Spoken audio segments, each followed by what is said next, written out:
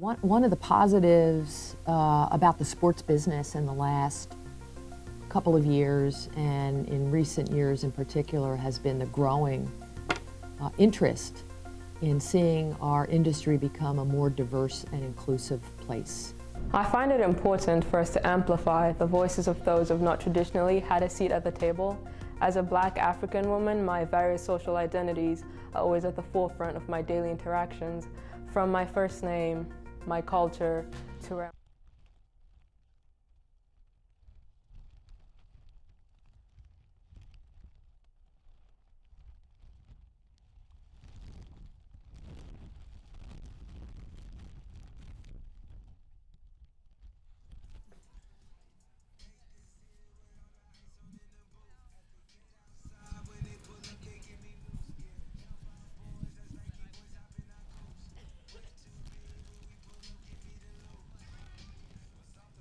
One, two, three, four.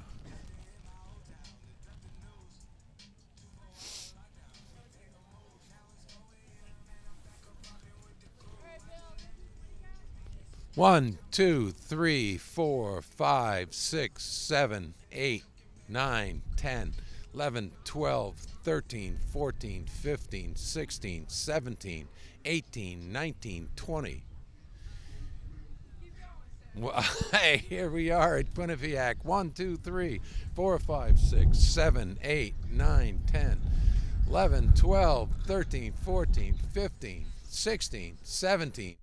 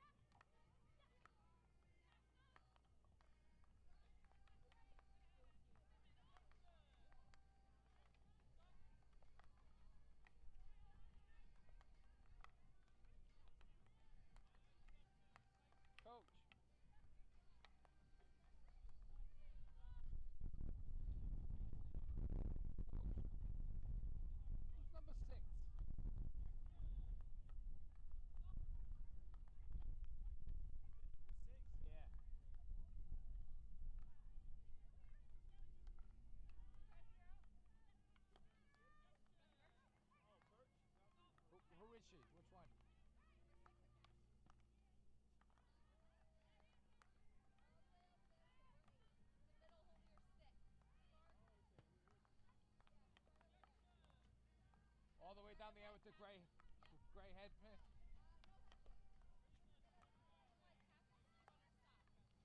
In the middle. Okay, she's on the Big East side. Okay. Hey. Was not like, hey. I'm in control now. I see that.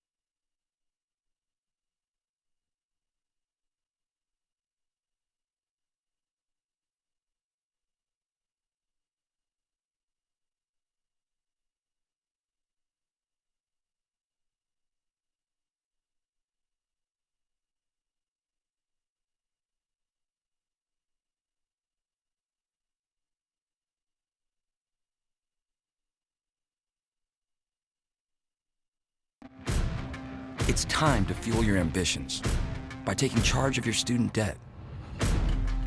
At SoFi, we've helped over 250,000 people refinance their student loans, saving thousands of dollars.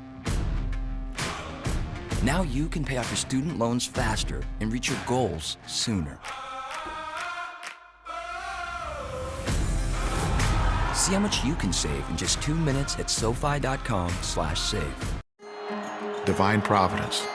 It's a reason why Providence is making that trajectory toward greatness. If we get you on this campus and you just walk around for an hour or so, you're going to feel something that's qualitatively different.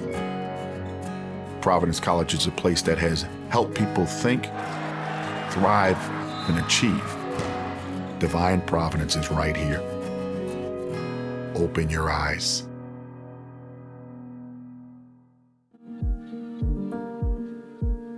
Though we are many,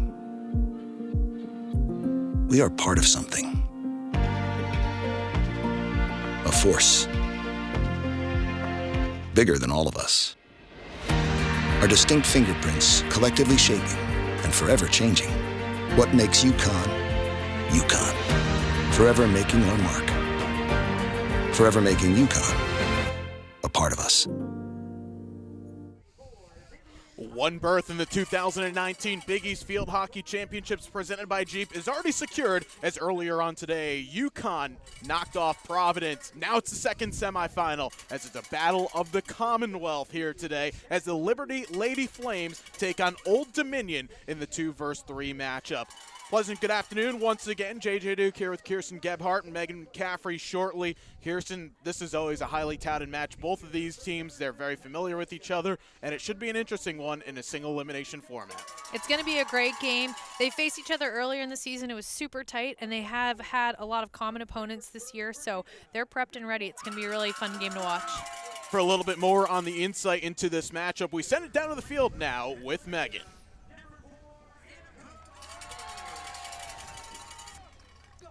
Thanks, JJ. ODU's riding momentum coming into today. They closed out their regular season with a 6-0 win over Villanova. However, head coach Andrew Griffiths told us his team can't get complacent. They've done a really good job all season just focusing on themselves. That's going to be especially important today.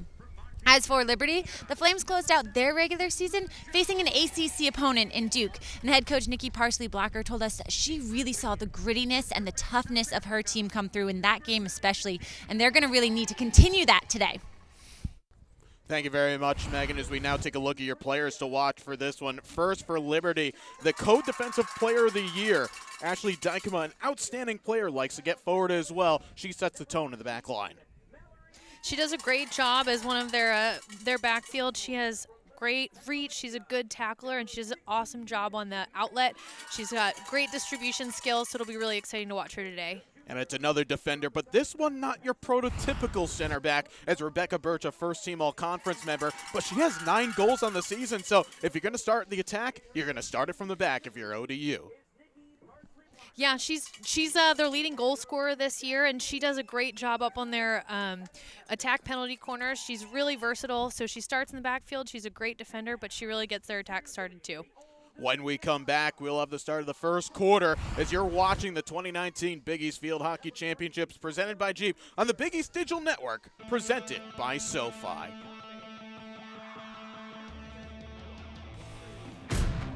It's time to fuel your ambitions by taking charge of your student debt. At SoFi, we've helped over 250,000 people refinance their student loans, saving thousands of dollars. Now you can pay off your student loans faster and reach your goals sooner. See how much you can save in just 2 minutes at SoFi.com/save. Divine Providence. It's a reason why Providence is making that trajectory toward greatness. If we get you on this campus and you just walk around for an hour or so, you're going to feel something that's qualitatively different. Providence College is a place that has helped people think, thrive, and achieve. Divine Providence is right here. Open your eyes.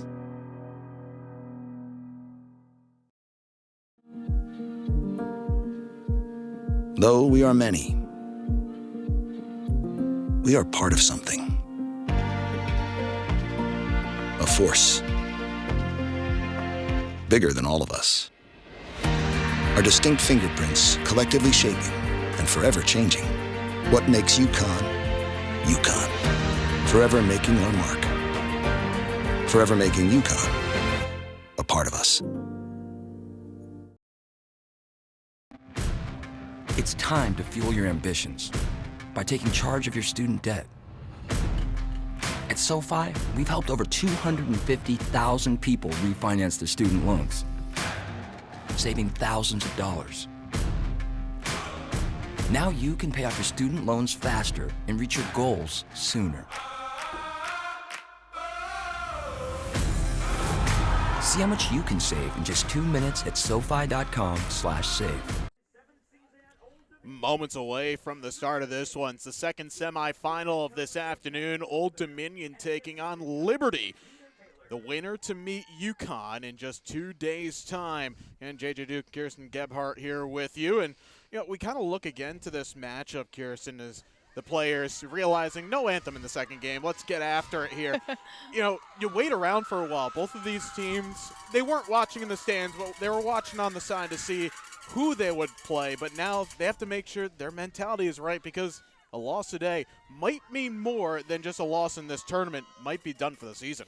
They're so evenly matched, just really across every standings, every rankings. The last time they met, ODU came out on top, but in the National Field Hockey Coaches Association poll, they're 18-19. They're separated by 2 points.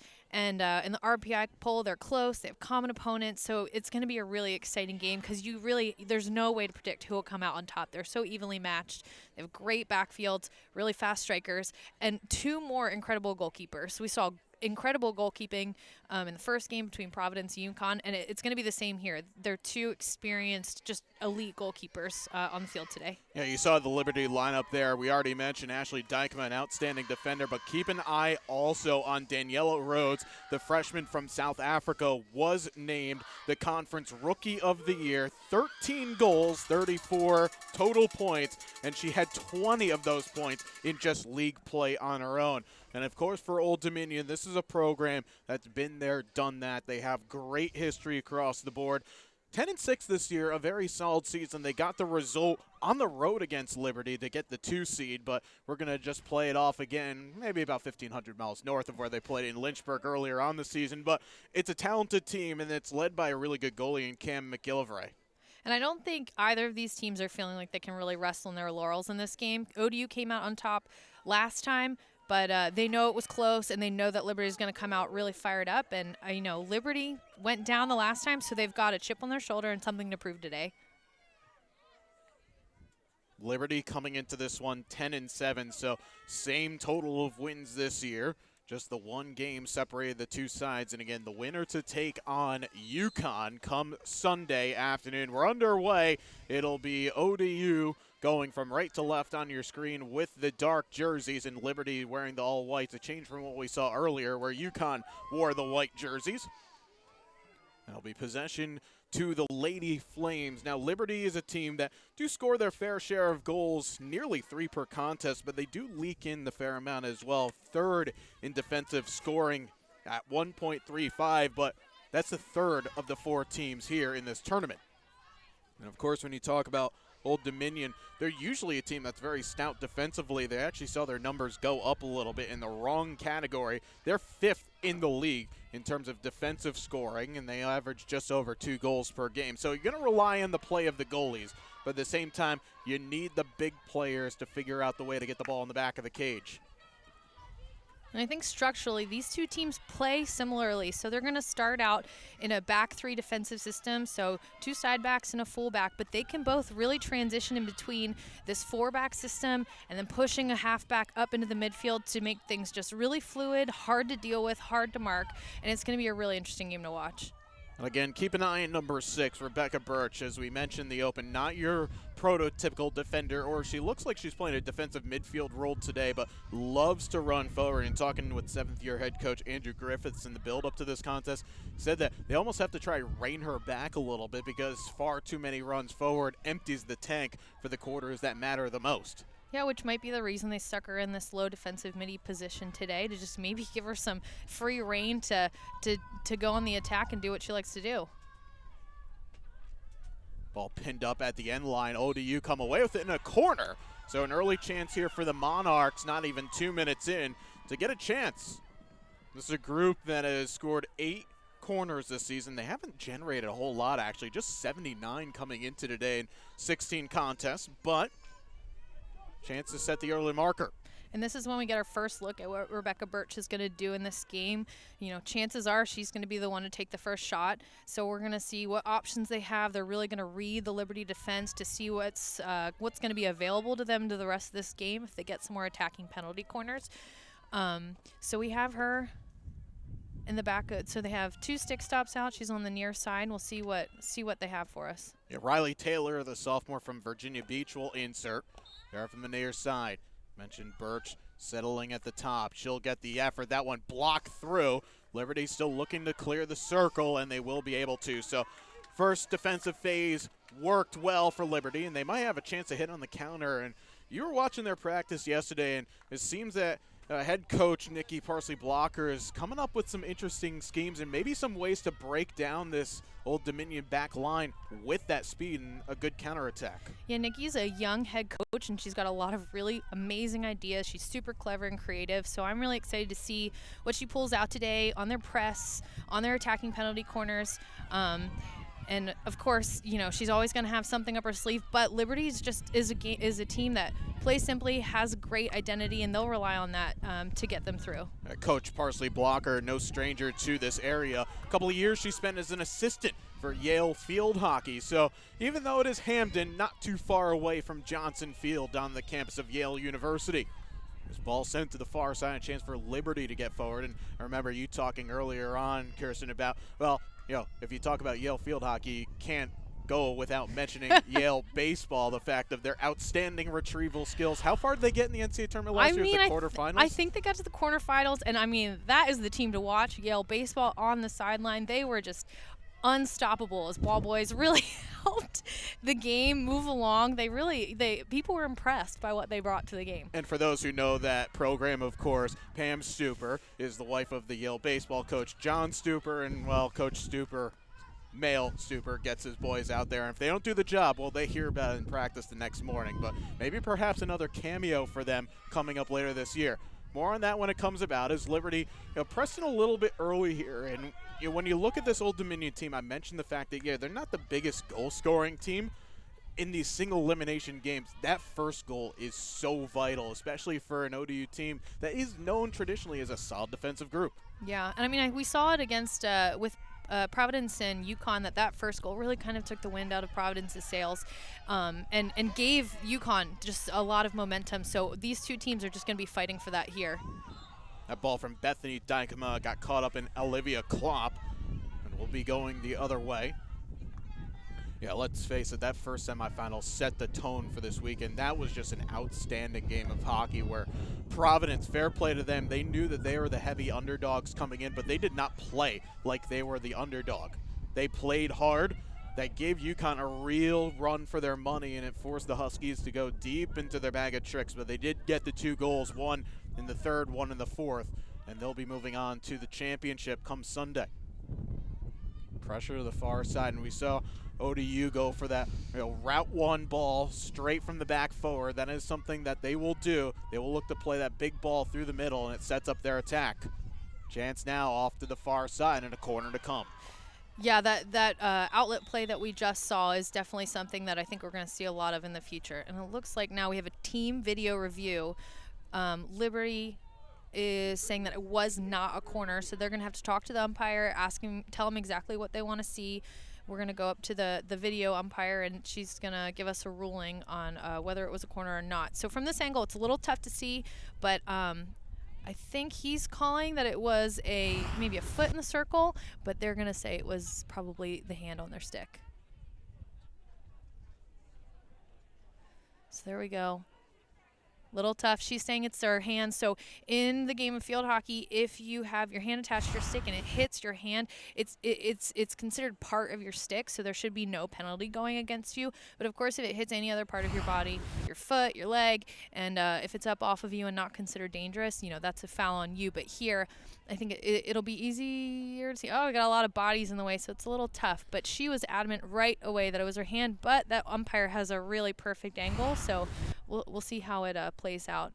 Here at Quinnipiac's Field Hockey Stadium, they do have many cameras set up that are just built into the stadium, so they have a lot of angles. I think we have 6 on the game, so the umpires are really set up for success today. Yes, and we do have the video, as you mentioned, the video judge, so someone sitting upstairs looking at this one. And remember, it has to be clear and conclusive to overturn a call. And you only get one video referral as a team, so if you get it, you keep it. If you don't get it right, well, not only does Liberty have to defend a corner, but they're going to be without them. The only way that they can instigate one would be through the officials.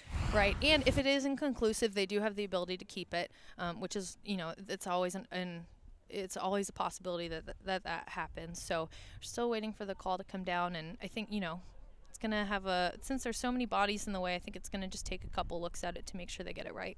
At the end of the day, because it is a corner, this is an important part of the game. We mentioned the fact that the first goal today might be the key one. And oh, by the way, it's getting colder and colder as we go about. So the players who got hot during warm-ups, getting the first minutes out of the way, now all of a sudden they're standing around. That's the last thing that everybody wants to do. But if ODU generate their second corner opportunity, we saw the danger, what could be from Rebecca Birch at the top of the circle. If she gets another chance, she might not make a mistake about it. Yeah, and I think it was similar to what we saw in the first game. In those first corners, it's pretty, straight shot. They're just trying to look and see what the defensive penalty corner unit is going to start running so they can see what options they have at their disposal. So I think we're going to see something a little bit more creative if this penalty corner is awarded to Old Dominion. But you can see the players trying to stay warm. The adrenaline is definitely pumping at the beginning of the game, but as we're 5 minutes in and now some more time has passed, they're going to have to try and stay warm. They saw ODU trying to start a little bit of a silent dance party down below. Whatever works to keep the blood flowing and keep yourself warm, you might as well do it. The referees are still just converting, waiting for the decision. Now they haven't. It's going to be a corner. They keep their referral, so it means that the video is inconclusive. So the call on the field will stand, and then Liberty will be able to have one more referral that they can utilize later in the game. End all be all. Second opportunity coming, though, for the Monarchs. Liberty going to press to the backs of the wall early on here. All 5 minutes of this contest, they've been defending. We saw just that one long outlet from the number 2 seed to get them on their way to generate this corner. Let's see what type of routine they go with. Once again, it'll be Riley Taylor to insert. Taylor, one of the leaders of assists this season. 5 in league play alone. She had 8 the entire season. Setup here is interesting. They have 3 players on the right side, nobody on the left, which is atypical, so we'll see what they throw at Liberty. Back underway is that drive. Deflected in! It was Elise DeMars that took the shot from the top of the circle, and set pieces, they always come back to help you. That was perfectly executed on our 2 corners. It was just a well-placed, swept ball to the outside post for a really easy deflection. It was beautiful, beautiful execution. And it'll definitely, we'll see how Liberty responds. It looks like Nicole Fredericks is the one that's getting the plaudits after it. That's just good, solid hands down low. And there's the first one of the day. So Old Dominion, a team that has scored now 9 corners and 81 taken this season. They don't get them often, but they find a way to make them count. Yeah, we got to give a shout out to the Fredericks family. I'm not sure where the parents are today, but Nicole is competing here, and then her older sister Lauren is competing for American University, the Patriot League Championships in Washington, D.C. So it's an exciting day for them. You could go ahead and say it. Your alma mater as well. Get it out, get it out of the way. Go Eagles. They actually did rule the goal at the moment. Erin Huffman is the one that is credited. It's her 9th goal of the season. Nope, now it is credit. It is Frederick. So Fredericks, the freshman from Westchester, getting her second career goal. Her first one against a little team called Virginia.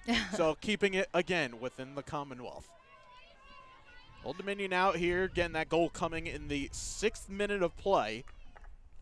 Doesn't change a lot, though, if you look at it grand scheme of things. There's a lot of hockey left to be played, and Liberty can just keep going at it, and they're going to drive to the far side. They've got numbers coming across the backhanded effort, blocked away, still loose, and a save by McGillivray. And we go the other way, but there's the first real foray off the counter that Liberty was looking for. And this is something that Coach Parsley Blocker talked about before the game. They wanted to do this fall-away press to really sort of bait Old Dominion into doing these long balls and just work on their interceptions, and then use the counterattack, use their speed against the Old Dominion back line, and we'll see how it pays off for them.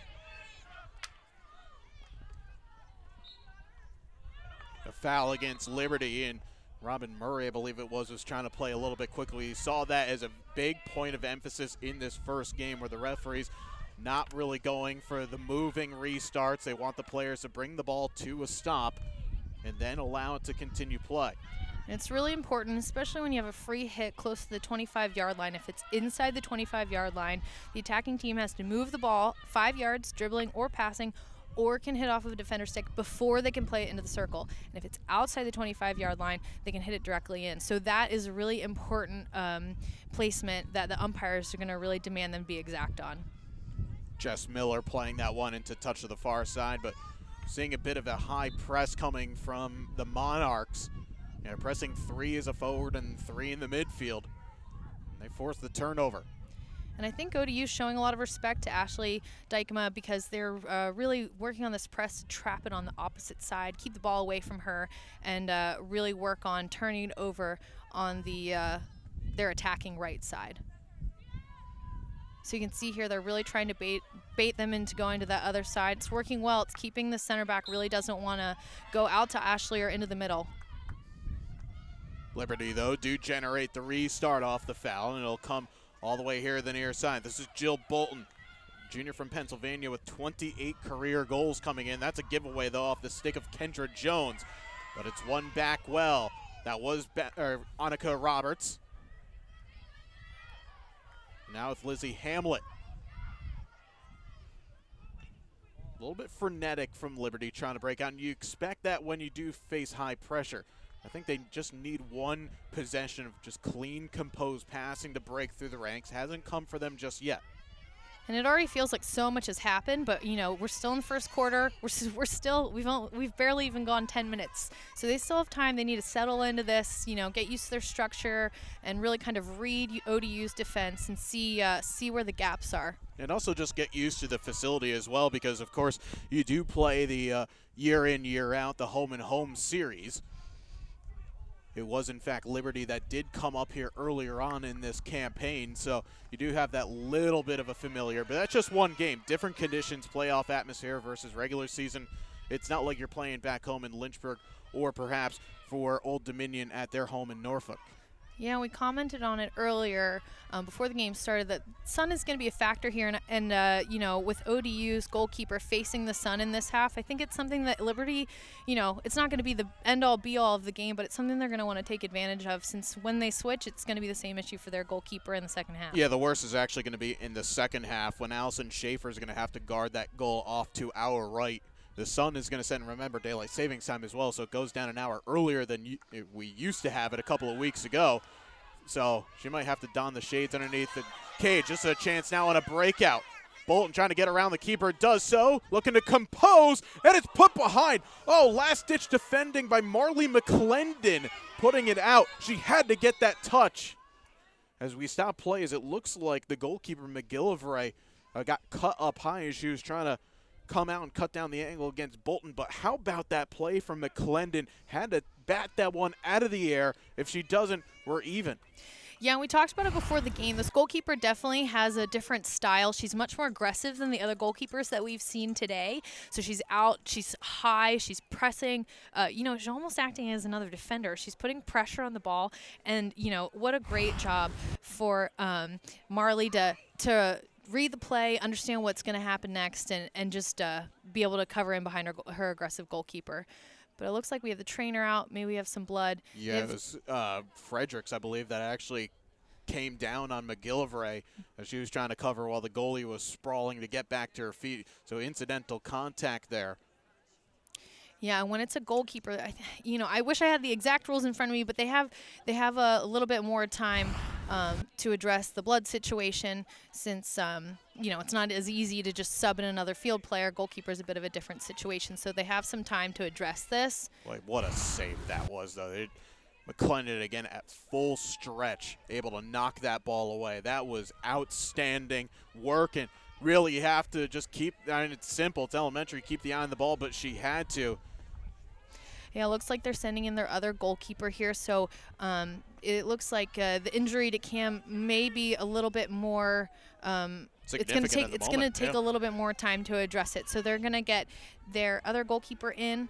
And Andrew said at the beginning of the game, Coach Griffiths, he said they have two really talented goalkeepers, so she's, just as ready to go for this game, I'm sure. It's Lauren Arledge who will now come in, and you wonder if this is only a temporary remedy to just patch up McGillivray, redshirt sophomore from Calgary, Alberta, as this ball gets sent into the area. Arledge has not seen action this year, so for the freshman out of Chesapeake, Virginia, coming in cold, first action of 2019, yeah, it's only just a league semifinal, no big deal. I mean, anybody who is a college athlete, though, lives for these big moments. This is going to be a great experience for her, and I'm sure she's prepared. She wouldn't be ready on the sideline if they weren't prepared to put her in. So we'll see how she does here. Great intercept from the other Dykema. Yeah, that's Bethany Dykema, the freshman from Newport News. Immediately trying to start the attack to the far side. Rhodes will look at it, and it'll come back out to the top. It's going to be even harder next year when there's a third Dykema that's going to be coming to Liberty. Their third sister is going to be joining them on the Flames roster, so it's going to be even harder to keep all of them straight. Look at it this way. As long as someone's got a number on each of their backs, then we can at least tell from up here. But, yeah, hey, keeping it within the family. And, for Nikki Parsley-Blocker, doesn't have to look far for recruits. This ball going all the way through. It will be possession, though, to the Monarchs. And you're noticing in practice yesterday that Liberty was coming up with some schemes off of these long hits. Yeah, it looks like they're doing this fall away. They're just really goading Rachel Birch into doing what she loves to do, which is just hit that really big ball out of the back, look for these lanes up right to their forwards. And I think Liberty's decided they're going to drop in, and they're just going to be in good intercepting lines and try and turn her over. Yeah, this is much different than parking the bus, if you will. This is just organized, compact defense going in three lines. Now Liberty back out on the attack here.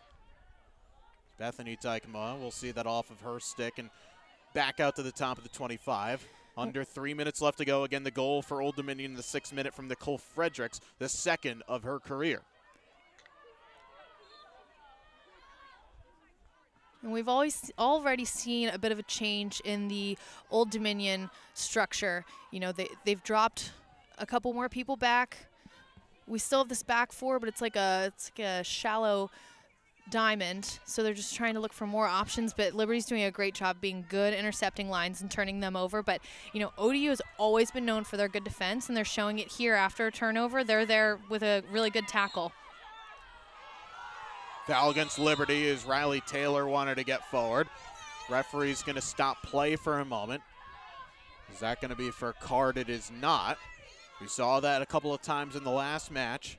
Yeah, and that's just a really classic stick obstruction. So if you have a player that's dribbling the ball, there's no way that you can hold her stick down to prevent her from carrying the ball, and that's just simply what happened there. So you have the Old Dominion player, carrying the ball, and the Liberty player just holding her stick and preventing her from any sort of forward motion. So that was an easy call for Judy Strong.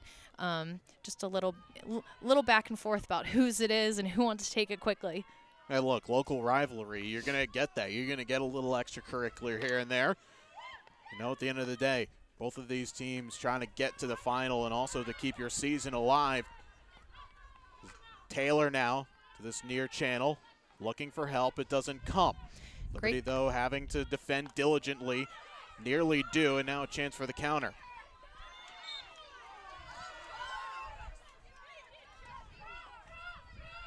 Coming up in the last minute to go here in this opening quarter of the second semifinal of the day.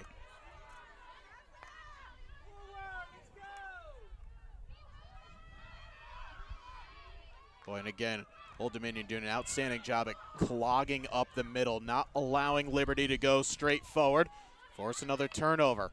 Taylor once again draws the foul, assessed by Kendra Jones. Not too much time left. They're outside the 25, so they could have played directly in the circle if they wanted to, but they decided to go around, and then Bethany Dykema comes up with a really good tackle. Now perhaps one last late chance here in this first quarter. And Liberty nearly had one going, but a goal line save from Marley McClendon keeps the scoreline at 1-0. Julie DeMeester playing it forward, gets knocked out of play. Birch once again with 10 seconds, but Old Dominion not too much time left. We'll try one last hit and hope. Takes a wicked deflection. That will do it for this first quarter. But we have one in the books. It came from Old Dominion, and a youngster getting her second career goal, Nicole Fredericks, off of a corner. Much more to come. You're watching the Big East Digital Network, presented by SoFi. It's time to fuel your ambitions by taking charge of your student debt. At SoFi, we've helped over 250,000 people refinance their student loans, saving thousands of dollars. Now you can pay off your student loans faster and reach your goals sooner. See how much you can save in just 2 minutes at SoFi.com/save. Ignite us, enlighten us, show us the brilliance of what's possible when courageous ambition joins valued experience, when soaring talent collides with the will to succeed. It's here, where diversity of thought makes outcomes shine brighter, and resilience sparks success in the careers of tomorrow. At Old Dominion University, Monarchs innovate and push each other further. Rain on. See how Monarchs reign. They say there's strength in numbers. Well, we run 100,000 strong across the world. We have over 600 residential and online programs, 17 colleges and schools, and we have 20 NCAA Division I athletic programs.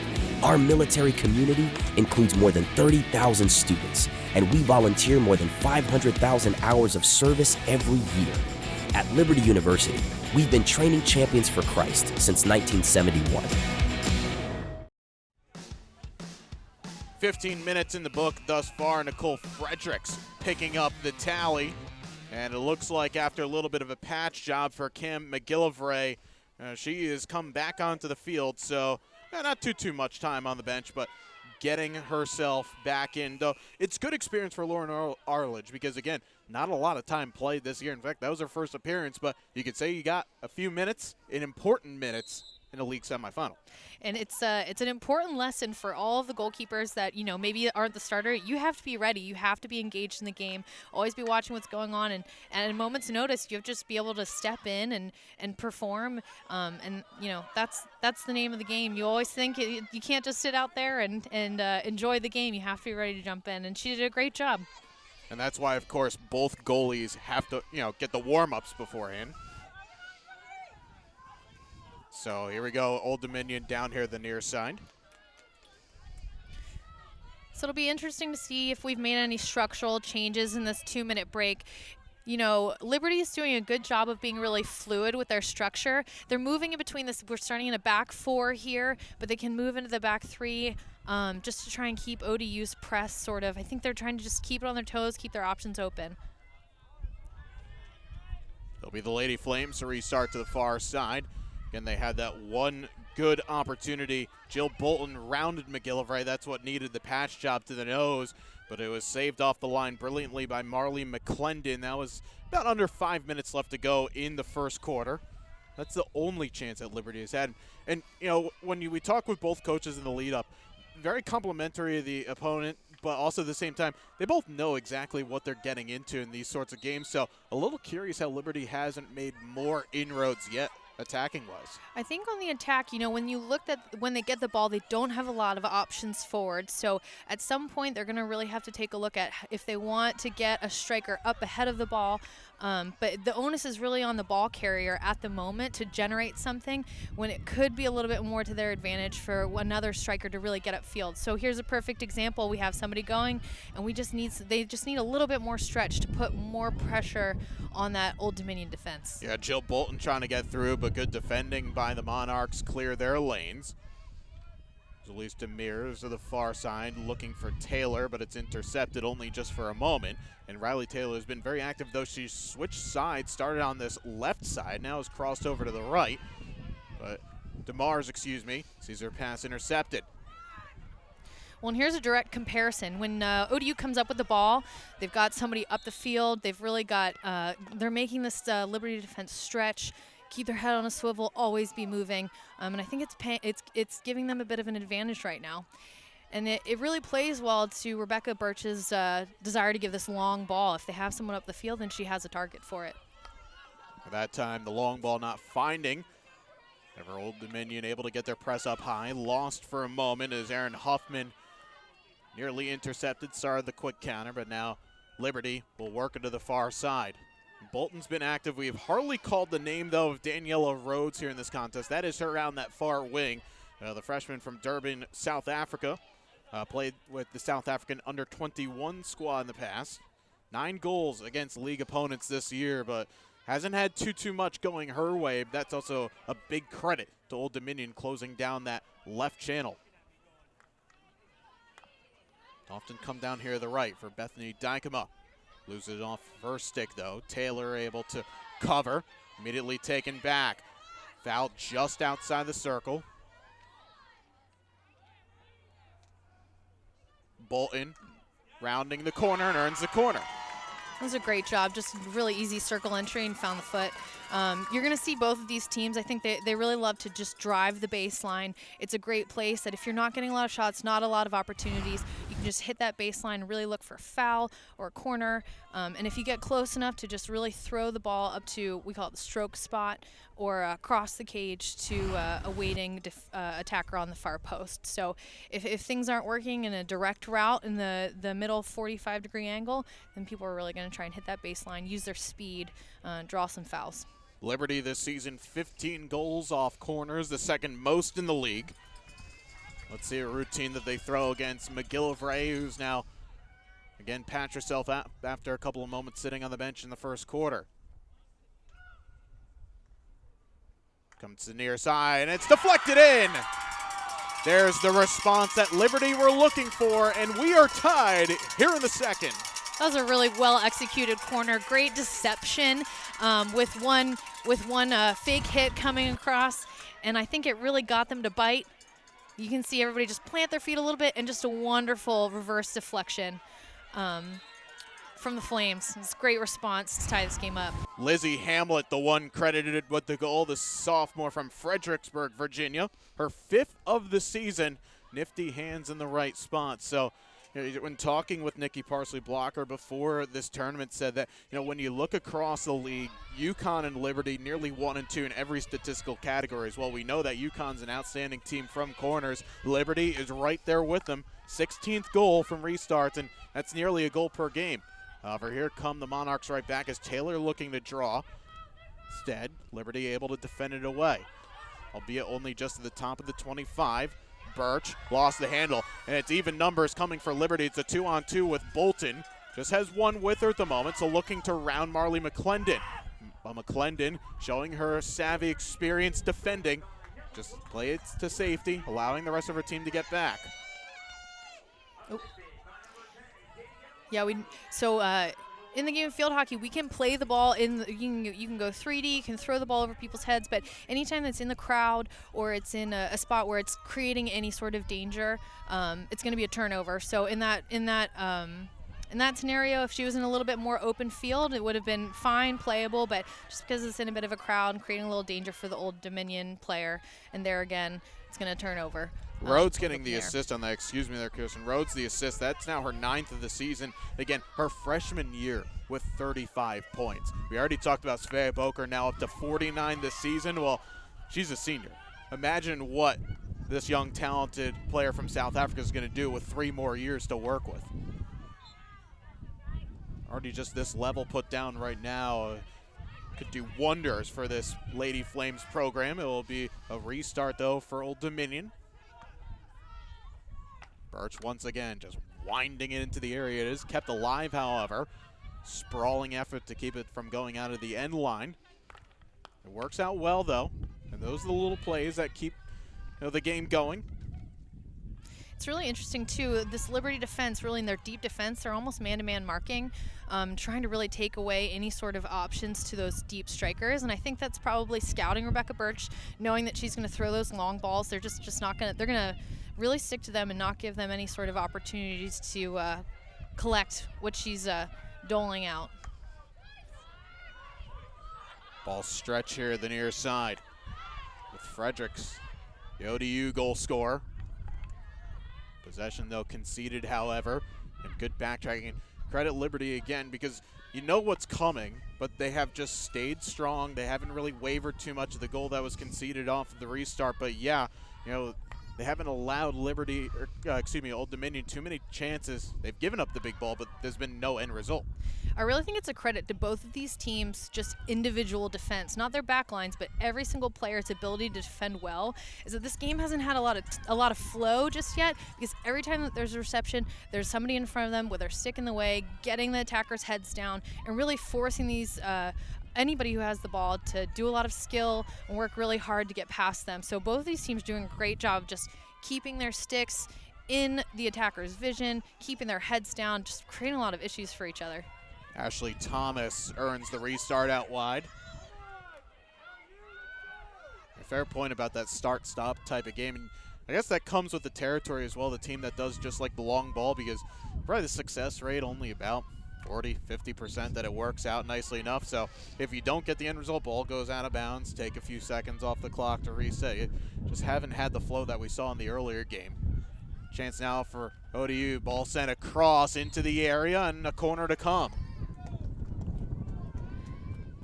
Yeah, I think both of these teams are teams that like to play, possession, pass a lot, know where they want to go when they get the ball, but they're really creating a lot of issues for each other because of good defense, of just keeping their heads down, making it really hard to know where they want to go next, because they're just having to kind of read all this pressure.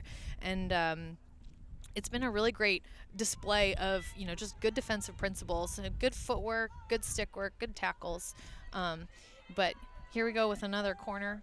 And it's really interesting. ODU is setting up with really heavy on the right side, so we'll see what they do here. The reverse here, the near side. That one tipped over the bar. I think the keeper gets a touch to it, just throws the pad at it. Yeah, and so, that's right. If it goes off of a defender over the back line, we start it with a long corner, which just brings the ball straight up from where it went over the back line to the 25. They have to play that 5 yards again before they play the ball into the circle. And so not way back in the day, a couple years ago, we used to take it all the way down where those tick marks are. But we've done away with that just to give attackers a little bit more of an opportunity on the long corner. You used to really get stuck down in that corner, and now you just have a little bit more attacking opportunities when you're up at the 25.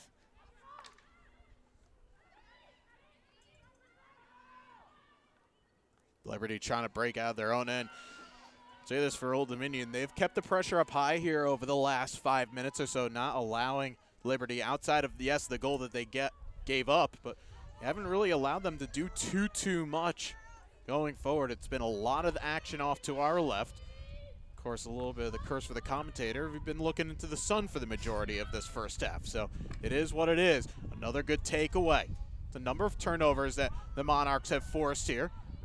Trying to work for the corner, still being jousted. Keeper comes out, nearly gets a piece of it, and a foul will go the other way. That's good defensive work there. You've seen both these teams stay really disciplined in their press, so it's becoming more and more clear that Old Dominion's really trying to force the ball to their right side, to their strong side, which is what we call, the side where your stick is faced. And so it's worked for them really well. They've really stuck with it, been really disciplined about keeping it there. And then on the other side, Liberty's been really committed to their fall-away press and really sort of trying to force them to do this long ball and just intercept and counterattack. 5 minutes left to go here in this first half. Shots just 4-3, favor of the Monarchs. As McClendon will play it to the far side, but not the cleanest of reception. A chance for Liberty to break. They haven't had too many of those. Pass just a little bit stretching for Bolton.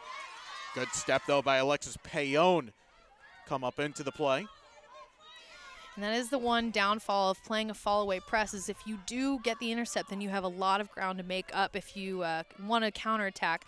So if they're coming up with the ball at the 50, that's 50 yards they really have to make up for with the ball and trying to get in some sort of attacking structure to really take advantage of the intercept. But here we go. They have a good opportunity, and they just need somebody forward, so 9 streaking forward. Yeah, Charlotte Fonhold into the area, but this is Rhodes on her own with a drive, and it's blocked away. McGillivray throwing the right pad out. Might have been a little bit simple. It's probably the easiest of the saves that the goalie will get perfect eyesight. Just kicks it wide of the mark. And there's exactly what we were going to expect from Rebecca Birch. A really big ball crossing almost 30 yards right to her player's stick. I mean, it's generating a great amount of attack for them. And here we go, the umpires again being really clear. They want the ball outside so that it's obvious that the ball can go right into the circle. If it's inside, it's got to go 5. And immediately the restart's a bit of a wasteful one. I want to go back to that last offensive sequence. It was a 2-on-2. We saw Charlotte Fonhold come into the play. I didn't like the run, though, that she made. She almost took herself out of the play by just drifting almost parallel behind the goalie. You have to kind of open yourself up a little bit to at least give the goalie the option of the pass. Yeah, and I think it's a little bit sort of reading each other, so I don't know if she was totally expecting the ball carrier to sort of cut into the middle of the field. So, and I think that's, we're going to get into a better flow as the game goes on. They'll be able to read each other a little bit more so that they can kind of work off of each other and get some more options. Still loose for Taylor, and she puts it in. A mistake in the back for Liberty, and Riley Taylor pounces on it in the area, and boy, we often talk about the fact that mistakes can be the difference maker. It was a bad bounce for Liberty, and, well, that's an easy tap-in. Yeah, I mean, they're just opportunistic, way to know exactly where you're positioned, and she is aware of where the goal is, and those are the hardest things for goalkeepers to stop, when it's just something that you're moving, and there's no backswing, there's no stopping the ball. She's not moving it, she just tapped it in. Really well done. This is a player who in her freshman year had just 2 goals. She's now upped her point total to 18 this season. Her 5th goal along with 8 assists. And if you're talking about having a great spring season last year and figuring out what works, Riley Taylor is the epitome of it. Yeah, and I think maybe just another year, building that confidence and, meshing with your team and understanding sort of where you are on the field. She's doing a great job. So 5 goals, 8 assists. Doing that all in just 29 shots as well. So efficient in front of cage. It's important here because goal coming in the last couple of minutes of a half. Officially that tally in the 28th minute. 27:03 to be exact. But hold that lead going into the locker room. That changes the halftime talk for both coaches. Yeah, I think so. And here again we have ODU just kind of changing their structure a little bit. They're going into 2 fullbacks, and I think they're trying to just bait this Liberty press into sort of breaking their fall away, so they can find some gaps, and it's seeming to work for them. They're going to be patient. They're just going to pass the ball around the back. You have 2 fullbacks who are great passers. Good ball speed, keep the ball on the ground, great receptions, and they're just going to pass it back and forth until they can find some gaps from this Liberty defense. Second ball came onto the field for the restart, hence why Liberty had to take it again. Immediately losing a bit of steam and a giveaway to the far side. Ball whacked into the area, but it didn't have the right texture on it, goes out. You wonder right now if you are Liberty, knowing that you've been caught A little bit careless in the back in the last couple of minutes. Do you just play safe here in the final 60 seconds and make sure that you don't have a bigger deficit, or do you go for it? Looks like the latter here, as that ball's going to pop out to Bolton to the far side. Doesn't have too much in the middle at the moment. Looking for the run of Fonhold. Never came to her, so the ball does go out. 40 seconds left, maybe one last chance here for Liberty. Nice little turn there from Lizzie Hamlet, the goal scorer for the Lady Flames. Foul gets called. No, we're going the other way. The referee's going to... Now this is interesting here. Yeah, the referee's going to take her off. Yeah, I mean, after their call's made so clearly, and even if you're not sure if it's from you, it's just creating a certain level of dangerous play and slowing it down a bit. So it's, you know, she's going to send her off, make her think about it a little bit. And I think she really did think the ball was hers. She had to fight through a couple tackles there, but clearly the umpire saw something that we couldn't quite see from up at this angle. I mean, this is sports, right? Adrenaline. You're not hearing things clearly down there. We can hear the whistle, obviously, but she can't. She thought the play was still going on. I think it might be a little bit, I can understand it, but it might be a little harsh. Yeah, and I think she, you see her check the ball. I think she genuinely thought it was her free hit, so she just went for it. And it nearly turned into something there. A last-ditch ball into the area. Ashley Thomas puts it wide. Well, that's going to do it for this first half.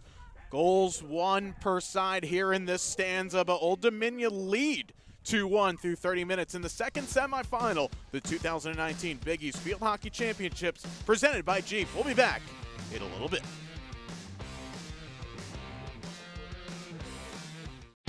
Big cities. Big names. Big legacies. Big sisters and brothers. Big ideas. Big expectations. Big stage. Big results. That's the Big East way.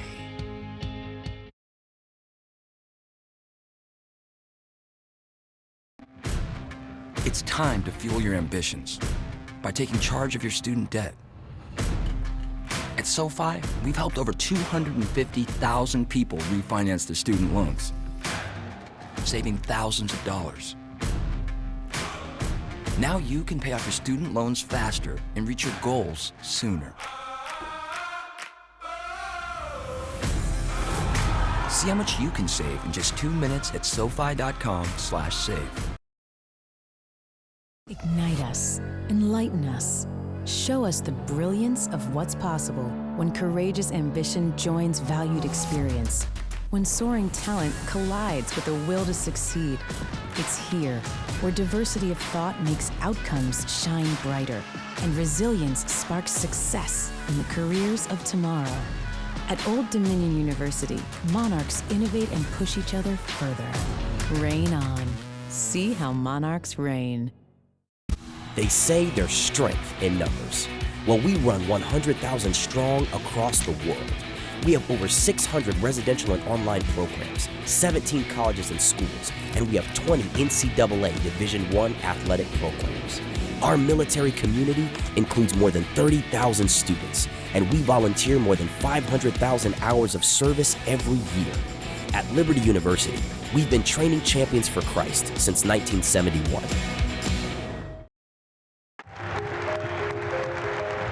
When my time came to stop coaching, I was very fortunate that I didn't have to go cold turkey. I was able to start the Big East Conference, and we came across the sky like a meteor. One recruiting year that they had that really turned everything around was the Ewan Mullen Pinckney recruiting year. It changed the face of Eastern basketball probably forever.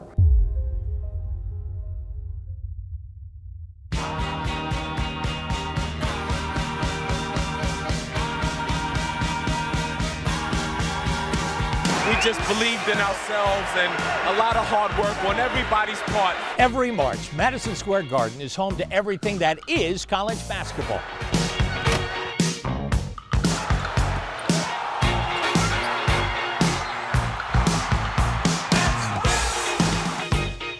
Put on your red shoes and dance the blues.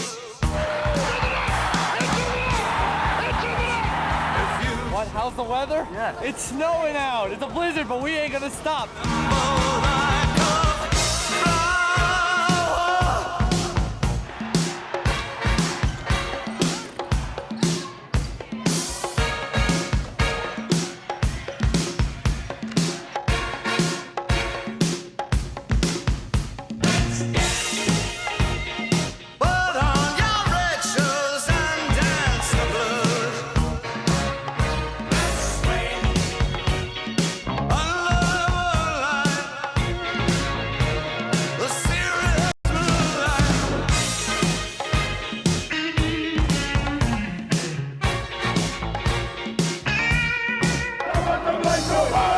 I think rightly there were questions early on about whether the Big East could withstand the test of reconfiguration, and I think if you were here, we've done that and more. It's a monster league now. Last man standing, bring the flag. Tough to coach in, but great for spectators and great to play in. The march of the Big East goes on.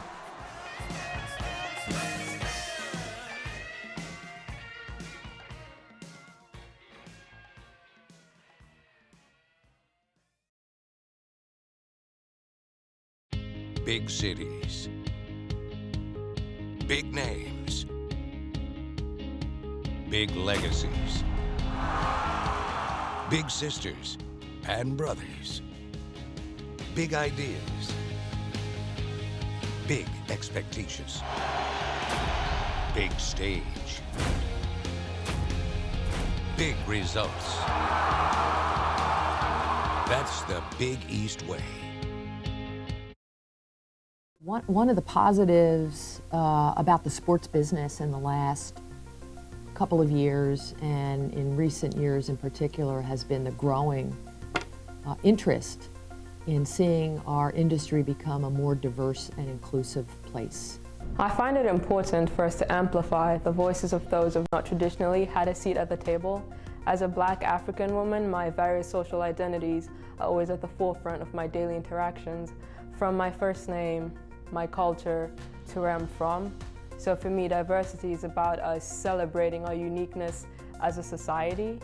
A lot of what happens in terms of diversifying workforce in the college world happens at the campus level. That's really where the core hiring takes place. The schools are responsible for hiring their directors of athletics, their staffs, their coaches. And so the conference is really a step away from that activity, but I think conferences can and should set a tone. And so in the Big East, we have tried to make diversity and inclusion a conference strategic priority. We have, for example, within our conference SAC group, designated a diversity and inclusion officer. D&I has become an important topic of discussion at SAC meetings. And our D&I officer is now included into the conference-wide diversity and inclusion working group that we've created. I currently serve as the conference's Student Athlete Advisory Committee's Diversity and Inclusion Officer. This position is charged with ensuring that the conference carries out its commitment to inclusion for all. And I assist the conference staff in creating opportunities for student athletes from different backgrounds to come together to share and exchange ideas. I also work closely with the Big East Diversity and Inclusion Working Group. You know, when I think about diversity, I think about the fact that diversity is a fact. When we think about inclusion, we think about inclusion being a choice.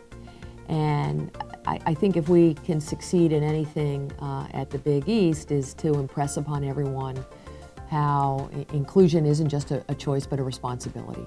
The Big East is committed to continuing the development of programs and initiatives that support diverse and inclusive environments for our student athletes, coaches, staff, and communities.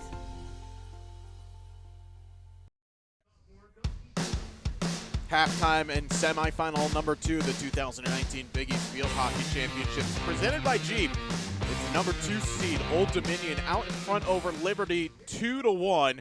As we take a look back now at your first half highlights, and Kirsten, it seems like with the kind of stagnant stop-start play that we had, it was the corners that really got us going. Old Dominion got us on the board first with Nicole Fredericks, but this was the real moment. Great defensive play by Marley McClendon. just able to get around the last defender. And yeah, that's so hard, right? Just to time that perfectly, and she did. Yeah, and she just did. It's just good technical or tactical defense. Whenever you're covering that goal line, and that's why you do it, so that when something breaks through, you're just in the right position to make a save. Couple of chances for either team, but this was right at the end of the first half to give Old Dominion a lead. It was Riley Taylor, right place, right time. So opportunistic, and outside of the well-executed penalty corners, I think these opportunistic goals and some of the shots, it's just kind of picking up that bobbled ball and putting it on cage and making goalkeepers make a save. Well, standout stat from the first half would be the 3 corners. If you're Old Dominion, 2 of those very dangerous. The one for Liberty went to the back of the cage. So it seems like as we go to the second half, that's going to be the difference between the two sides. I mean, if I'm the ODU coaching staff, I'm saying we cannot give up corners because, 1 for 1 and so well executed. I mean, it's something that's really a strength of the Liberty attack. So it's going to be something, your defenders are just going to really try and make tackles outside of the circle. And when you're inside the circle, protect your feet, really not throwing in any sort of tackle that's going to give up a stick obstruction because, you're just going to try and get this one out without having to give out any more attack penalty quarters to Liberty. But we switch now, and we've got the sun, I think, is probably going to be a factor for one of the goalkeepers. Yeah, that it will, and we'll let you know about that as we're moments away from the start of the second half. Stay with us here on the Big East Digital Network, presented by SoFi.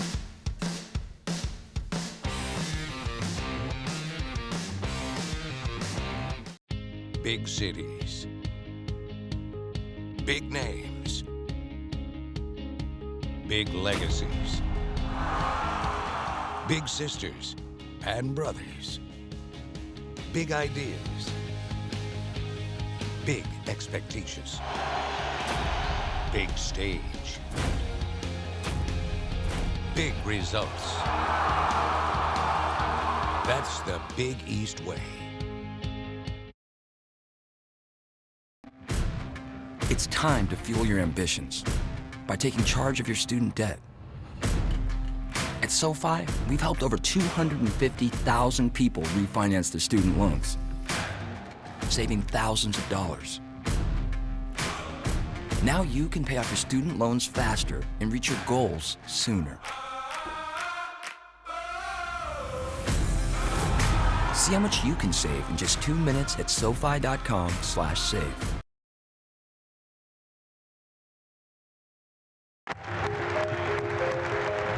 When my time came to stop coaching, I was very fortunate that I didn't have to go cold turkey. I was able to start the Big East Conference, and we came across the sky like a meteor.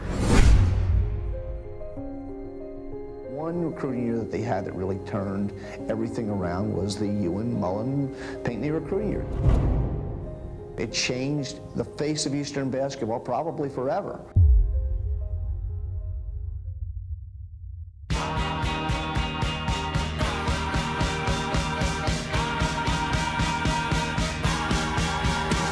We just believed in ourselves and a lot of hard work on everybody's part. Every March, Madison Square Garden is home to everything that is college basketball.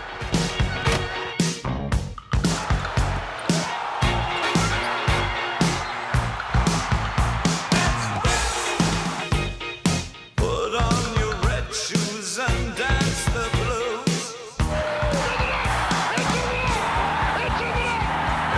What? How's the weather? Yeah. It's snowing out. It's a blizzard, but we ain't gonna stop.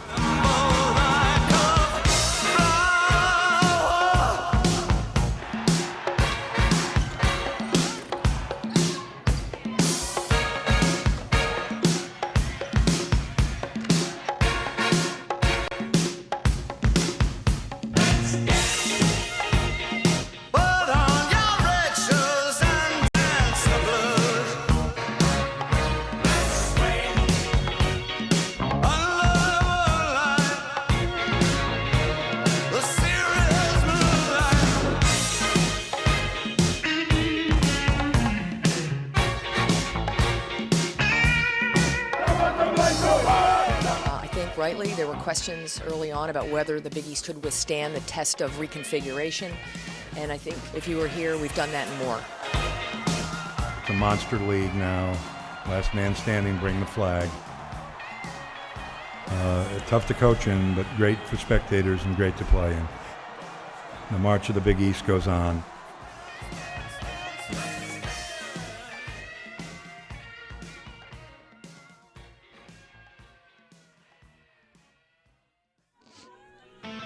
Moments away from the start of the third quarter of the second semifinal of the 2019 Big East Field Hockey Championships presented by Jeep. Well, this championship season, of course, here in the Big East. And, well, we've got confidence and conference championships going on across all of the sports here in the conference, and not only field hockey, but also we recently had cross country. We have volleyball yet to come. These are our cross country champions from just recently, Butler women picking up the trophy at the end of the race. And on the opposite side, it was Villanova getting the trophy there for the men. You see there Villanova. That sport, I have to say, that is a challenging sport to go through because you're racing all types of weather. We're complaining about the cold here today, but when you have to go after it and you get to lift a trophy at the end of it, you're a happy camper. Worth it. You'll stay warm for a long time. And also, in addition, we've got the volleyball championships coming up here on November the 29th and 30th over at the Al McGuire Center at Milwaukee on the campus of Marquette University. As we're underway to start the second half, it'll be Liberty going from right to left on your screen. Old Dominion in the dark blue jerseys with the light blue numbers going from left to right. Good stop down below Mallory Fortenbaugh. But she gets dumped over. In fact, it was a foul that gets called against Liberty, but they backtrack and lose possession. So, Kirsten, we go into the coach's mind of yours right now. If you can channel both of our head coaches, Nikki Parsley-Blocker for Liberty and Andrew Griffiths for ODU, what would they be saying after that first half? Because it's still very close. It's very close, and I think Nikki's definitely probably looking at their attacking opportunities, that they don't have a lot of ways to generate some attack or possess the ball with their numbers up front. So I think she's probably taking a look at how they get their strikers up and deeper and really stretching the ODU back line just to get some more circle penetrations and more shots on goal. And then if you're ODU, I think you're looking at defensively, just really denying any sort of corners or anything to Liberty, because when they've gotten in the circle, they have been dangerous. So it's just about, keeping their defense crisp. And if you're ODU, I really think you're probably looking to possess the ball a little bit more. It was really kind of stop and start in the first half, and they're going to want to just keep possession and know where they want to go. And here's a perfect example. They're passing the ball well. And just keeping the ball, keeping it moving. Backhand effort was blocked down, still to the corner. Ilse Westera still getting caught up there. And it will be a foul going the other way. We also had a green card. Remember, the end of the first half, Lizzie Hamlet is out. And this ball will get knocked out to the far side. Let's send it out to the field. Megan Caffrey has updates from the two camps. Thanks, JJ. Well, in speaking with both coaches, Liberty's Nikki Parsley-Blocker told me that it really seemed like her team had a little bit of apprehension in the first half, like they were playing a lot on their heels, and she does want to see them move the ball forward a little bit better in the second half. As for ODU, Coach Griffith said he really liked the energy that his team had coming out in the first. He said, I want to be able to maintain that a lot in the second. And one thing that he did point out also is he wants to tackle outside of the circle a little bit better to avoid those penalty corners. Oh, I like the energy bit, and you're absolutely right. I think Old Dominion of the two teams started out quicker. And remember in that first half, Kirsten, we did have the one long referral, and we also had a goalie injury as McGillivray was tended to. But through all that, Old Dominion were able to stay firm. However, a chance here for Daniela Rhodes. This is the player that you want on the ball in this scenario. Keeper comes out and is able to smother it away. That was a great, simple save from the goalkeeper. She played the ball really well, kept it in front of her, and cleared it off her pads before she could get any sort of pressure on from the Liberty attack. And remember, of course, Schaefer can't cover the ball inside the circle. Not good things would come from that, so Smart just able to get it away, push it away from her, and allow the defense to come up and sweep it into safety.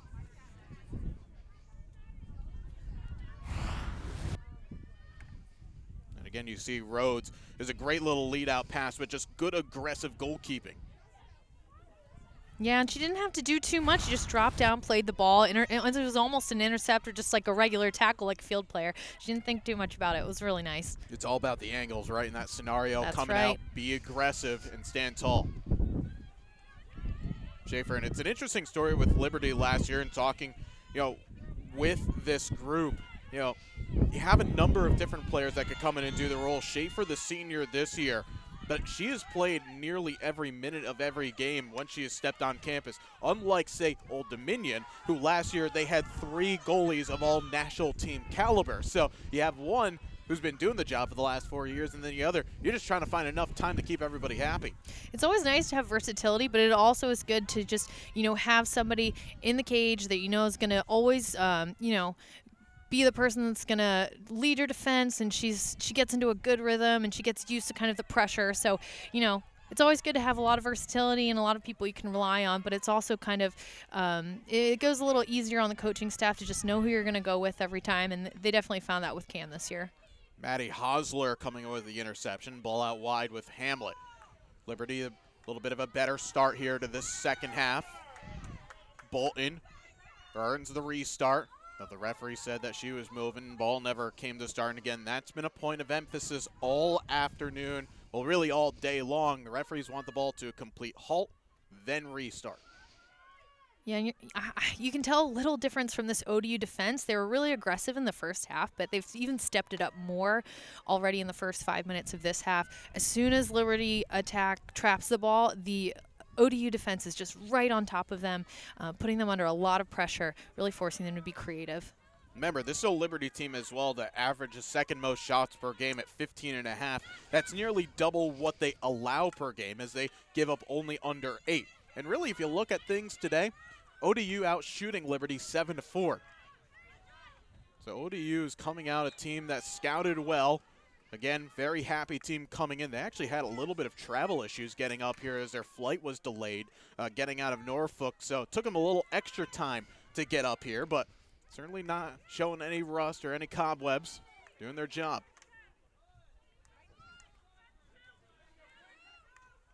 Andrew Griffiths told me that was just a very, very long travel day on Wednesday, but they got here. That's why you come Wednesday, not Thursday. Exactly, and that's, you get that full practice day, get a chance to get used to the field. Nothing more than really just a match day -1 walkthrough, but turns out that's a stretch pass that nearly got there for Charlotte Fonhold. And the keeper lets that one go. That did take a touch off of an ODU stick, so it will be Liberty possession. You can really see her looking around. I think she was wanting to clear it, but she just didn't see a clear, open ODU player to kick it to. So she's just going to go with the safe option and allow it to be a long corner.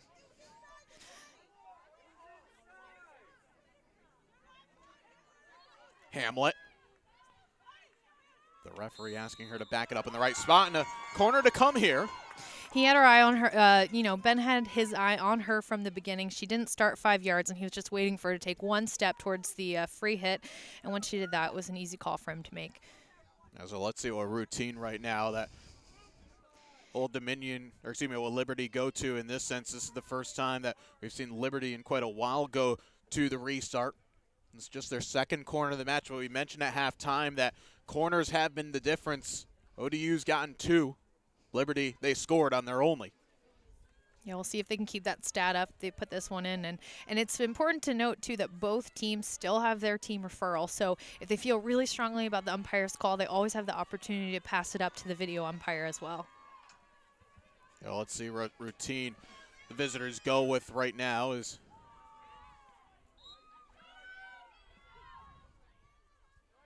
that's Fortenbaugh, the one that will insert. The fake to Bolton. The drive gets blocked down. Good work by the fly coming out, making sure that the stick was low to the ground. And Liberty's going to really try and drive the circle here and get another penalty corner or at least another shot. But just some good defending from ODU. Hamlet was trying to power through, but the Monarchs get it away. Only as far as near half as Annika Roberts intercepts. This is good pressure here from the Lady Flames. Pretty much the entirety of the third quarter thus far have been theirs. And this is what they want to do. I mean, ODU is committing so many players to one side on defense, and if you can break through that, you really have an opportunity to sneak in from the backside, get a circle pen, get a corner, get a shot. Bolton tried her best, but it just gets put behind out for a corner, or excuse me, a restart. Past the halfway mark here in this third quarter, and the winner to take UConn in the championship on Sunday. And you can see the whole ODU team is below the 25 right now, so it's really hard for Liberty to generate any sort of attack just because they have to deal with so many numbers. But it is an opportunity in the closed space to just come up with a foul and spread it out a little bit more. But this continuous fouling, though, from ODU.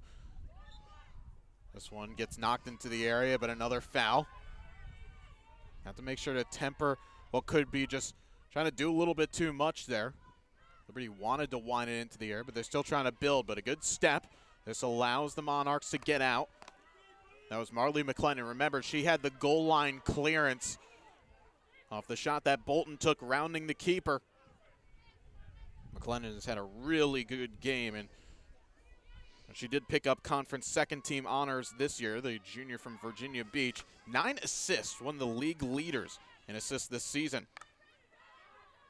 Here we go, see a little bit of a difference in the Liberty press here. So they stay with that fall away, but after one or two passes, they really sort of tried to put more pressure. So I think they're gonna try and cause more turnovers, maybe a little bit deeper in the field, so they can generate some more attack. Yeah, you have to do something different, because not to say that the press didn't work in the first for Liberty, but it wasn't effective enough. No, I think they came up with some intercepts, but it was just because it was so deep, it was so hard to generate some attack. So it's been really, they're going to try and turn them over a little bit sooner, and you're right, they had to make a little bit of a change. A chance now for ODU to get out and go to work as Wester to the far side. Redshirt sophomore from the Netherlands. Switch to the near side, that ball goes all the way through and out. Darby Brennan will restart. Brennan, player only featured in 4 contests this season. Sophomore from Milford, Delaware. It's good stick work by Tori Harwood, bouncing past a couple of defenders.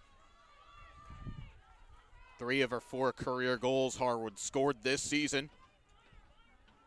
Scored as well and had 2 assists in the regular season finale to Villanova. Now a chance for Rhodes to break out. To be fair, I don't think we've said her name enough here today. That's a player for Liberty that she needs to get service. She needs her chance to create opportunities. And outside of one go at the goalie on a 1v1, that's been it. And you can see where she's coming up with the ball. It's on, the deep side of the 50, so she's really having to expend a lot of energy to get the ball upfield, and there's not a lot of passing opportunities for her, so it's really backhanded effort gets kicked in. We have shouts from both sides here as Liberty claiming that ball might have came off of a foot on the way through, but Old Dominion staying with it, and they've now doubled their lead. And they still have their video review. So if Liberty is pretty sure that it went off a foot, they have the opportunity to review it.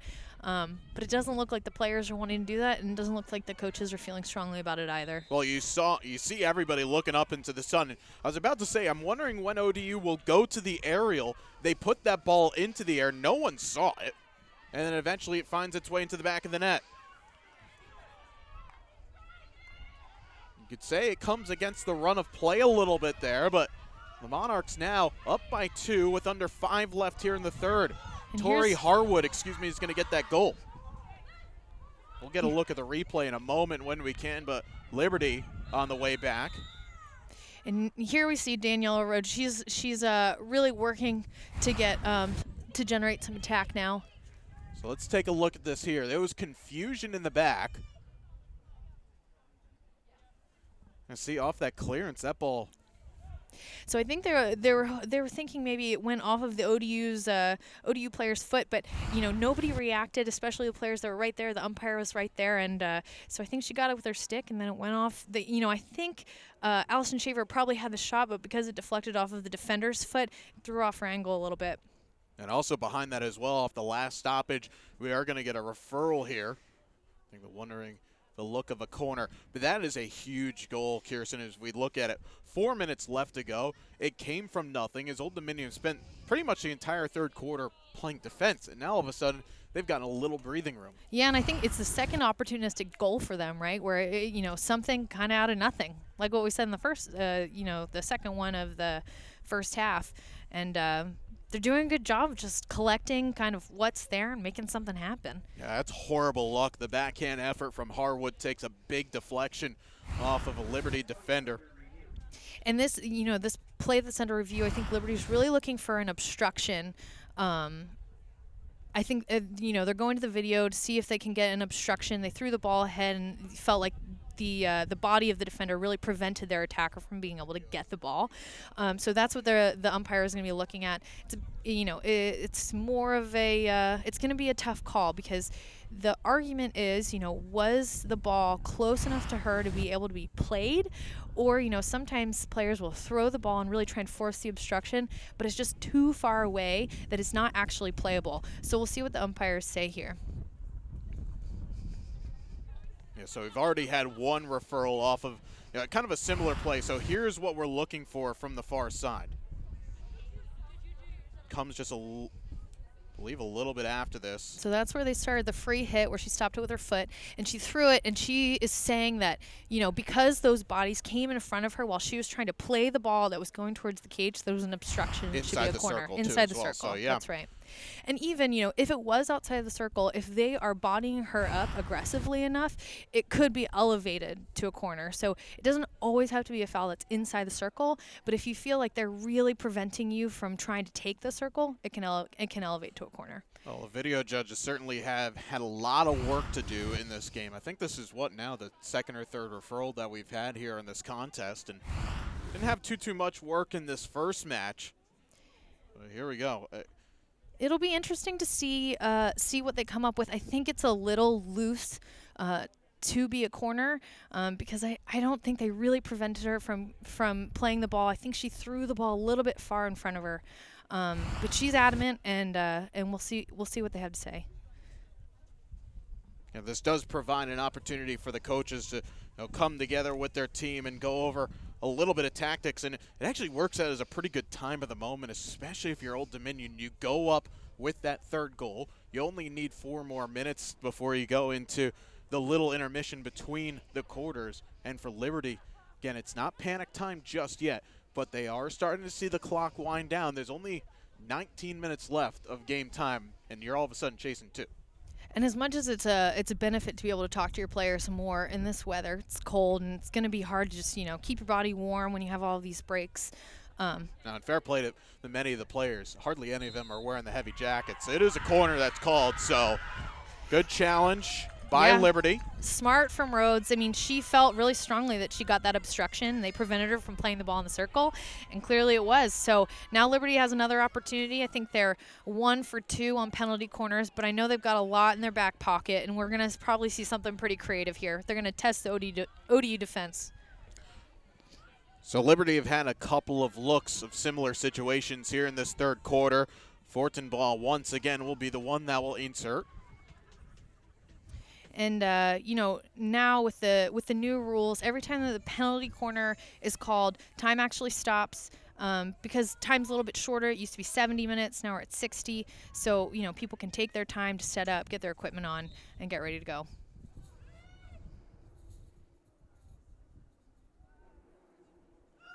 Little switch at the top for Liberty. This one dragged across, deflect on the way through, and another corner as this hit a defender. So we'll just do it again here. You almost just cut the pressure through right now, as both of these teams know how important this phase is of the game. Liberty, I don't think you can have a good corner anymore. You need to have an end result from it. You're not going to get 2 more of these chances as we go through. That's right. I think this is a really big moment where they can change the momentum of this game and get a little bit more on the front foot and close the gap here. And Bolton is the one that's presiding over the top. We have Ashley Dykema short. Once again, they go this little rotation, backhanded effort, blocked down.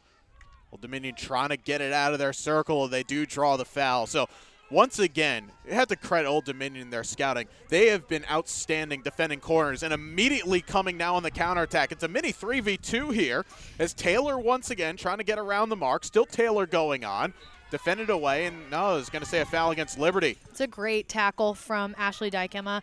And, the Liberty team worked really, really hard to sprint back and be ready for that counterattack. So very quickly, something that was an advantage from ODU just turned into a run-of-the-mill play for Liberty because they hustled so hard to get back to cover their circle. And ODU actually had the added element of a perfect timed substitution. They had a player that were coming off, and Foul gets called and a green card to boot.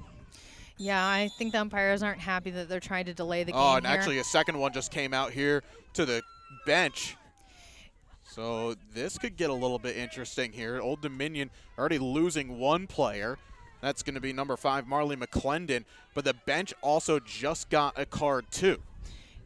Yeah, I mean, I think to the umpires, it was clearly Liberty's ball. So when ODU went and took it, they just felt like that was a delay of game and wanted to send her off for that behavior. And the last corner that Liberty did, very interesting. It's not something you see often, is that reverse hit as your first shot because, you know, in field hockey on that first shot on your corner, if it is a backswing, it has to stay below the boards, those black boards. That's why we have it. Oh, we have a player down here.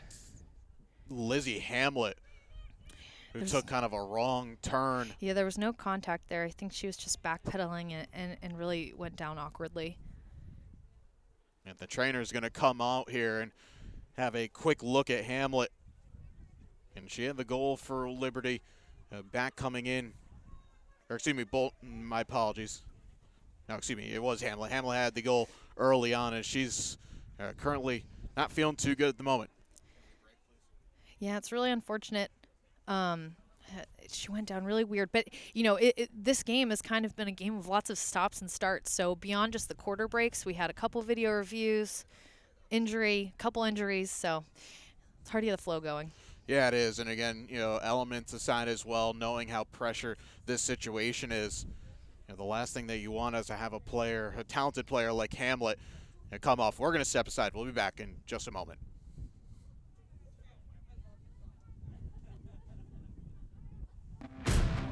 It's time to fuel your ambitions by taking charge of your student debt. At SoFi, we've helped over 250,000 people refinance their student loans, saving thousands of dollars.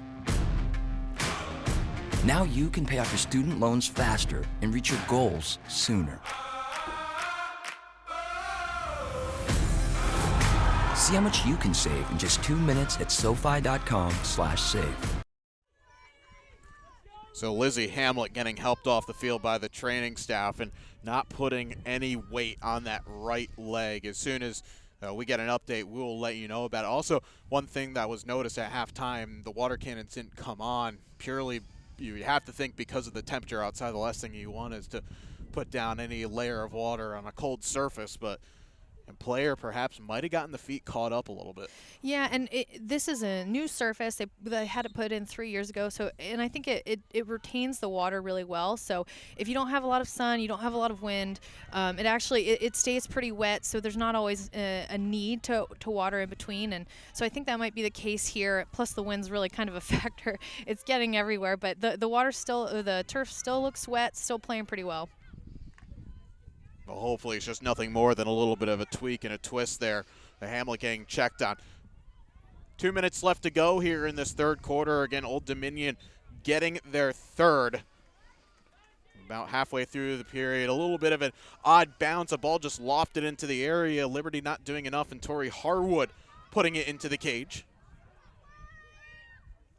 I think for Liberty, the amount of chances that they've had here in this quarter might be the best for them to get into this little break between the third and the fourth and have a chance to regroup, because it just hasn't come to them yet. I think Liberty really needs to take the opportunity to make sure they're looking up before they receive the ball, because right now they're taking just a little bit of time after they receive it to kind of look up and look at their options. And because ODU's defense is just really on point today, in that time that it takes them, they're closing down lanes, they're getting tackles, they're putting pressure on the ball. So I think Liberty just needs to take a little bit, less time on the ball, know where they want to go before they get it, so they can just kind of quicken the pace of their possession. You can understand, too, ODU looking to just manage out the rest of this third quarter and not moving all too quickly at the moment. It's a long, lofted ball, and it turns out to be a pretty decent ball as well. Roberts takes it down and just puts it back up to the field. Birch had to intercept that one. Now Kendra Jones. So much credit to the ODU's defense to right now. They're doing a great job individually, but then as a group, I mean, every time Liberty comes up with the ball, you look ahead and ODU's numbers up. So they're doing a good job of keeping players in that cover position, which we like to call, a free defender that's in the line to goal. So they really have cut down a lot of Liberty's attacking options just with some good structure. That ball hit off of a foot of an ODU defender, so Liberty have to move. They only have 8 seconds left, but maybe a chance to draw something. That ball switched to the far channel, long run for Bethany Dykema, but ODU will see it out into the fourth quarter. The Monarchs add to their lead from what they took into this third. They'll head to the fourth, up by 2. Back in a moment on the Big East Digital Network, presented by SoFi. Big cities. Big names. Big legacies. Big sisters and brothers. Big ideas. Big expectations. Big stage. Big results. That's the Big East way. They say there's strength in numbers. Well, we run 100,000 strong across the world. We have over 600 residential and online programs, 17 colleges and schools, and we have 20 NCAA Division I athletic programs. Our military community includes more than 30,000 students, and we volunteer more than 500,000 hours of service every year. At Liberty University, we've been training champions for Christ since 1971. Ignite us, enlighten us, show us the brilliance of what's possible when courageous ambition joins valued experience, when soaring talent collides with the will to succeed. It's here, where diversity of thought makes outcomes shine brighter, and resilience sparks success in the careers of tomorrow. At Old Dominion University, Monarchs innovate and push each other further. Rain on. See how Monarchs reign.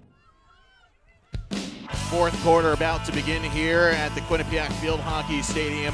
Old Dominion lead Liberty 3-1. There's an injury at the latter stages of the third quarter. We send it down to Megan Caffrey. Has an update on Lizzie Hamlet. Thanks, JJ. Well, Lizzie Hamlet in a lot of pain down here on the sidelines, and the athletic trainers actually just brought out a bag of ice to put around it and some crutches. It looks like what could be her right ankle. They were touching on the outside of it specifically, and you could just tell she's in so much pain. So looks like she'll be out for the rest of the game. They brought the crutches out. Thank you, Megan. And yeah, it's unfortunate because, again, the goal scorer for Liberty, had a couple of decent chances as we went about through the second half. But now Liberty are going to have to reset. And remember, we've hardly called the name of Daniela Rhodes. She's had a couple of looks, but nothing really you could say, well, that was a grade A chance she didn't put away. She's not even getting to that phase. And now ODU come back here. They would love to get a fourth goal and try to put this one to bed early. Has to be kicked away by Schaefer to the far side. And remember also Schaefer looking directly into the sun here as this game wears on. Yeah, we could overhear a little bit of Nikki Parsley-Blocker's quarter speech to the team, and she's really trying to get them fired up, and she asked who wants the ball, and all of them raised their hand. And I think what she's trying to drill home is we need the ball to win, and we need you to want it. So they're just looking to generate some attack with some passing, leading for their teammates, presenting for some options for a ball carrier, and really working on some team attack and less of this sort of individual effort. Oh, shot just whistles wide there from Riley Taylor. She already has a goal on the day, the sophomore from Virginia Beach. And remember, Liberty coming in, it's an odd bit of a losing streak that they have. They have lost 4 of their last 5 games. But when you have your losses to North Carolina, UConn, Virginia, and Duke, and then a win to Providence, you're facing tough competition day in, day out. So I'm not surprised to hear that they're ready to go, but I don't think they were feeling like this was going to be the situation that they're in. They built that schedule to get them ready for this Friday. Yeah, and it's really highlighted by Liberty's schedule, but ODU's played a really tough schedule too, and both of these coaches designed those schedules so that in these moments, their team's used to pressure, their team is used to a really stellar opponent. So both of these teams, they're not. This is not new to them. They're used to playing playing under a lot of pressure, playing against really skilled and tactically driven teams. And remember, too, since we are in the postseason, you do have to factor a lot of things in. These two teams ranked right next to each other at 18 for ODU, Liberty at 19. ODU have a 15 RPI coming in, Liberty at 20. Could perhaps one win be enough to keep them on potentially that bubble for the NCAA tournament as an at-large if they do not win on Sunday? But they're not worried about that right now. We get the chance and the luxury to talk about it, but this game means a lot more than just getting to the semifinal. Of course you want to lift that trophy, but end-all be-all, you want to be in the NCAA tournament and have a chance at the national crown. Yeah, and right now you can really sense the frustration that I think the coaching staff was feeling a bit, that there's not a lot of options for their defenders because, the midfielders just aren't really open in good gaps for them to distribute the ball. But it's not for lack of effort. I think it is really just a testament to how well ODU is pressing and the good lines that they're in and the good pressure they're putting on the ball carriers. Yeah, and another interception here. That was Taylor who drew it in a penalty corner to come. You hit it perfectly. This is just the pressure wearing on Liberty. Pretty fresh team coming in, and they're taking advantage of the opportunities given. And boy, as I said it before, they would love a goal here to try to put this one to bed early. And that's another example. We talked about it on the other side. The foul doesn't always have to be in the circle for it to be elevated to the corner. If umpires feel that it is enough of, we call it a breakdown foul, if it's really breaking down the play and trying to really disrupt attack in an unskilled way, they're going to just advance it. We like to call it advancing it to the next level of a foul. So that's how ODU got this corner. And it's uncharacteristic because Liberty's done a really good job just laying down some really clean, good tackles throughout the game. Taylor to insert from the far side. Goes centrally. Deflection just wide. And that wasn't what ODU intended to do. Stick stopper, who ended up having to take it on a strong side. Just it looks like it was a bit of a misfired insert, so she had to adjust and still got a pretty good chance off. I'd probably elevate that to a pretty good chance. It was a pretty open deflection from Fredericks on this near post. Almost thinking of it just – ice hockey coaches often talk about kind of those meat and potato power plays. Just keep it simple, but get on net. That was a good look. And near turns to a chance now. This is Rhodes in on goal, trying to get to the backhand, beats the keeper, and puts it wide. I mean, those chances are so tough to control.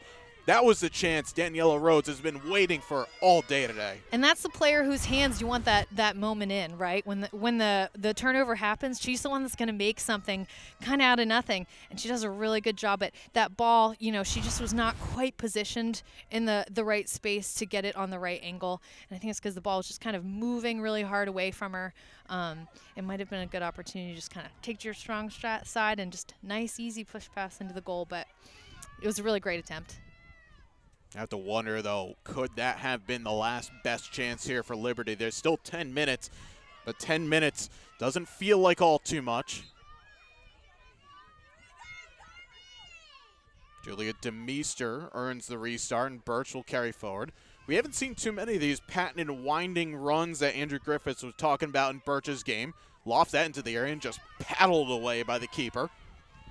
Yeah, and Judy Strong's just going to give that to the defense. Anytime an aerial is coming down into a crowd, it's going to go to the team who did not put it up. So since ODU threw it up in the air, it's going to go to a Liberty defense, and that's just for safety's sake. It's a good call. And immediately Liberty trying to capitalize on the turnover. Rhodes stretching to the near side, looking to wind it into the area, but once again, ODU do enough to see it away. And they just have to keep it simple. Nothing too crazy, but make sure that there are no mistakes. Remember, the game winner at this point, 28th minute, it was a mistake in the back by Liberty, capitalized by Riley Taylor. And we talked about in the last game, you really have to think, is Coach Parsley Blocker thinking about pulling the goalkeeper? We talked about whether Providence was going to do it against UConn. It ended up not happening, but, it's always on the table. And I think in the next 4 minutes, we're going to see whether it's something that she's gonna think about doing. It still might be a little too early right now. Give your team a chance at least to do it on your own. You're right. Probably, I'd say anywhere at the 6-minute mark. That's where you start thinking about it. That's right. And they seem to be generating some momentum right now. See if they can make something happen on their own. That's Brennan playing it forward, intercepted only for a moment. This is Jill Bolton trying to get around two defenders. Ball bouncing around the area. Bolton still going, trying to beat the keeper. It's blocked away. Diligent defending by McGillivray. That was some excellent stick work. I mean, she just wove her way through like 4 defenders and the goalkeeper, and just got a little overextended at the end, but just some really great skill. It seemed like there was just no problem there. But McGillivray doing the right thing, sprawling out and just pushing it wide.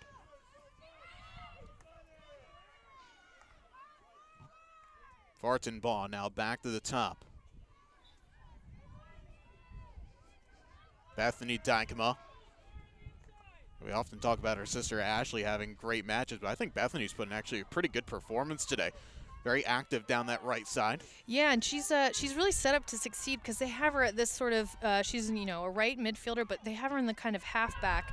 So sometimes she's part of the outlet, but sometimes she's given this freedom to really move up into the attack and generate some passing opportunities and some attack opportunities for Liberty. McGillivray once again kicking it away, has to be active, ball to the back post, it's still loose, and it's cleared away. Boy, that ball could have went anywhere, and it was Fredericks the one that had to just get the final touch. Those are the ones that drive goalies and defensive coaches crazy. Yeah, that one was really nerve-wracking, and remember, if it has to be touched by an attacking player inside the circle. So if the ball comes from outside the circle and say one of the defenders knocked it in, it wouldn't be a goal because it has to be touched by an attacker in the circle in order to be a goal. Oh, that looked like a pretty blatant cross-check there from Brennan, but the referee says play on. That ball pumped behind the end line. Again, we keep looking down off to our right. The only thing we're seeing is Allison Schaefer shielding her eyes, but still, I wonder at what point could it be coming soon? And Allison Schaefer isn't alone up there. ODU's still putting a really high striker, and it's making Ashley Dykema stay really deep to cover her. That's great game planning, though. You take out one of the best defenders in the league as someone that might get forward for a chance or two, and just also keeping Liberty honest, saying one long ball the other way and we're in. Someone's just having that cherry picker up top, just waiting for that one opportunity. Cherry picker, I like that.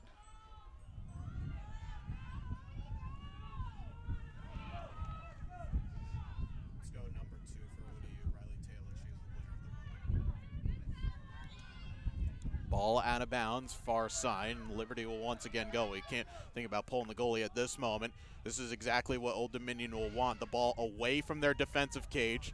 A goal is not important. They love another, but possession is just as good.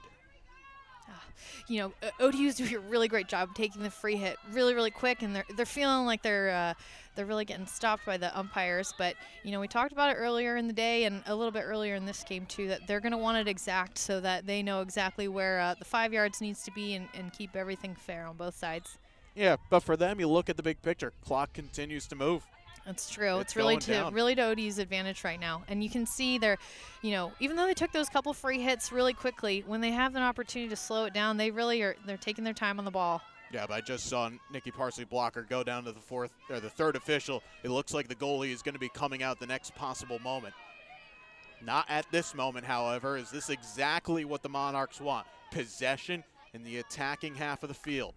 Yeah, you can sub a goalkeeper really at any stoppage of play, but you do want to be strategic. You're not going to take your goalkeeper out while ODU's really on the front foot at the moment. Oh, good work into the area. Westra. No, it's a foul that gets called. They're not going to pull just yet, even though Liberty have the ball. They're going to want to get it out of danger, but a poor clearance, though. Just conceding possession right back, but good work by Bolton, backtracking. And now Liberty might have a little bit of a break on. That's a good ball to find Olivia Klopp. That ball will just carry across the end line, and they're not going to change yet. I think the thing I want from the Liberty attack right now is every time they get a turnover, their strikers are just running straight towards the ball and not really challenging the ODU defense to move and get off their lines. So I just want a little bit more dimension. I want a little bit more speed, and I want them to challenge these ODU defenders to have to change their structure a little bit and open up some gaps.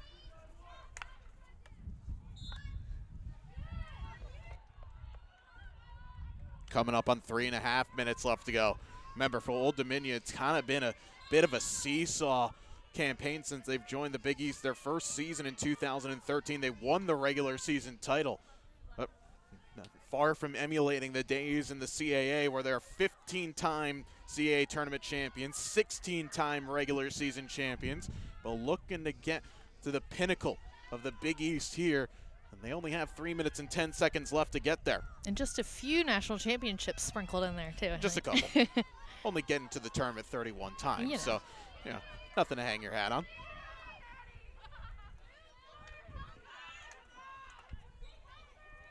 That ball not fully getting through.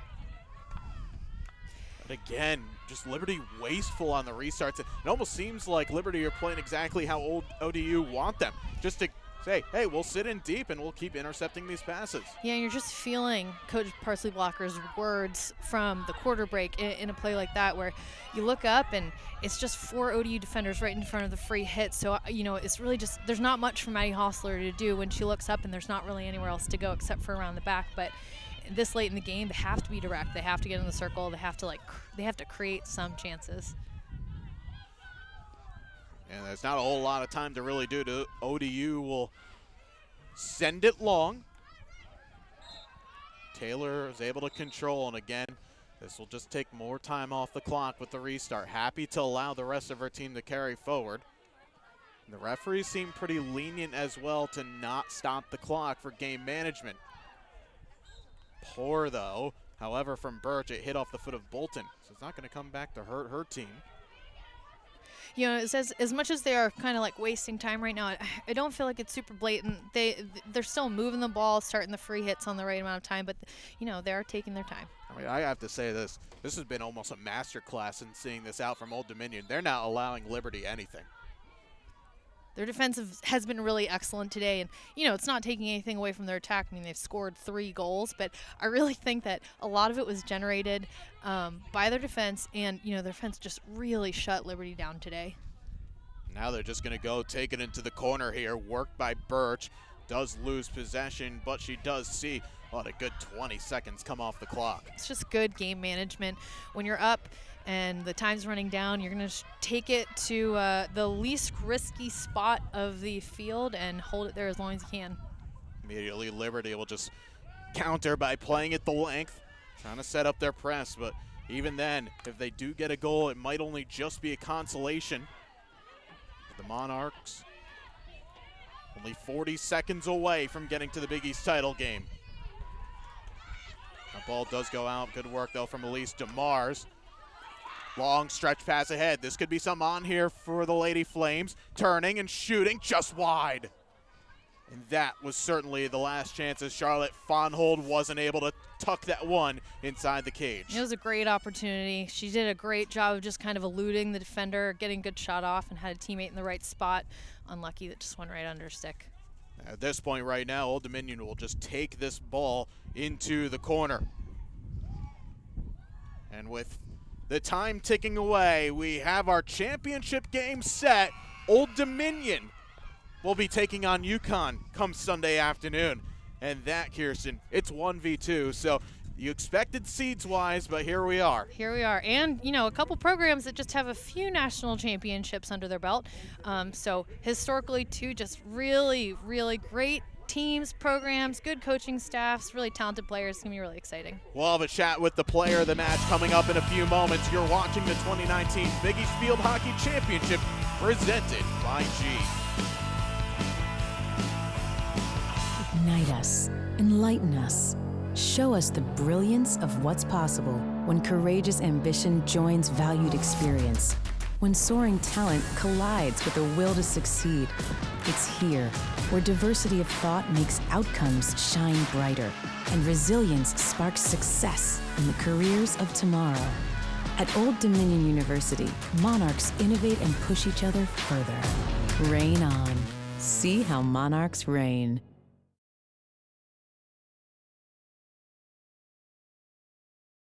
They say there's strength in numbers. Well, we run 100,000 strong across the world.